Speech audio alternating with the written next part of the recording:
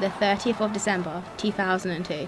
After a long year, celebration was in the air throughout London, and with the new year just days away, it seems like 2002 has ended. Yet in the final hours, a homeless man searching for food was stumbled upon a discovery that was set into motion a police investigation throughout the whole of Camden and revealed the secrets that one resident had been so carelessly disposing of.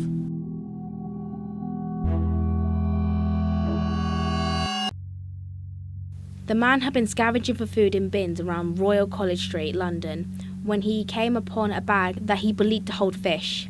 When he opened the bag, however, he found a pair of human legs, and this first horrific discovery sparked a search through the waste of Camden, which would uncover 7 more bags containing between them the makings of the 2 female bodies. Whoever was throwing the parts away, it was clear they intended for the bodies to be found.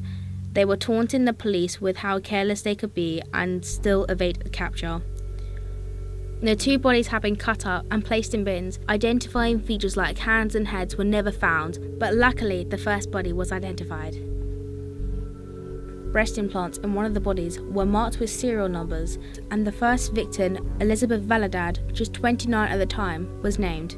She had been a middle-class girl with a harsh background, and at the time of her death, she was a sex worker.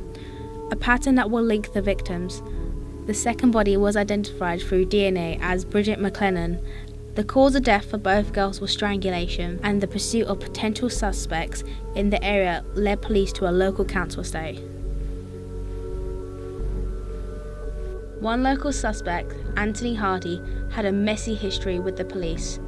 Early in the year, while under investigation for vandalism, a girl, Sally White, was found dead behind a locked door in Hardy's bedroom, naked aside from a towel to cover her face.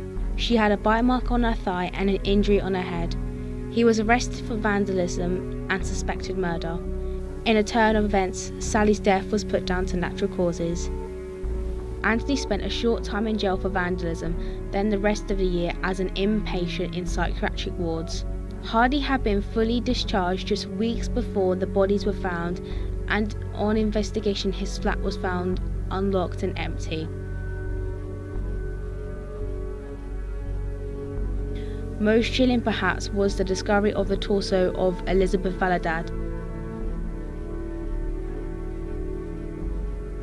Satanic masks and saws covered in flesh used to dismember bodies were revealed, along with 44 pictures showing the woman posed after death, fully nude aside for a baseball cap. Here behind me, 16 years ago in the heart of London, the Camden victims met their fate. Anthony Hardy fled the scene in an attempt to evade police for a short while, though having no car and needing insulin for his diabetes. Officers were able to apprehend him at a nearby hostel, wearing the same baseball hat featured in the pictures of his victims. During the following questionings and trials, numerous allegations of rape and previous cases of abuse to his ex-wife and children were brought to light, as well as the resurfacing case of Sally White. That's a green bin, Tony, with a black lid on it. Do you know that bin at all?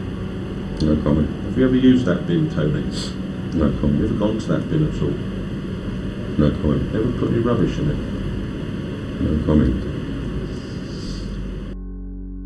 Nearly a year later, during the trial, Hardy pleaded guilty to all 3 murders in November 2003 and was given 3 life sentences.